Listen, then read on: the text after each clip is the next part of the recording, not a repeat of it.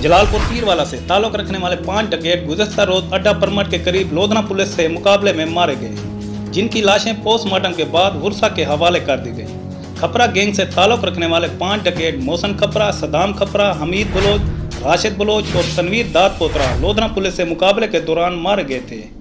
मारे जाने वाले 5 अफराद में से हमीद बलोच की जलालपुरपीरवाला के नवाईला का ताजीवाला, सदाम खपरा की मोजा बम गुज़श्ता रोज नमाज जनाजा अदा की गई, जबकि मोहसन खपरा की जलालपुरपीरवाला के नवाईला का बस्ती रमज़ान वाला, राशिद बलोच की ताजीवाला और तनवीर की झांगड़ा में नमाज जनाजा अदा की गई। इस मौके पर जलालपुरपीरवाला पुलिस ने सख्त सिक्योरिटी के इंतजाम किए। एएसपी सर्कल जलालपुरपीरवाला मोहम्मद आसिफ रजा ने मीडिया ब्रीफिंग के दौरान बताया कि किसी भी नागहानी सूरत हाल से निमटने के लिए हमारी फोर्स अलर्ट है। जराइम पेशा अफराद के गिर्द घेरा तंग कर दिया गया है। अवाम भी मामले में पुलिस का किरदार अदा करे। इम्तियाज़ सोमरू, VSP न्यूज़, जलालपुरपीरवाला।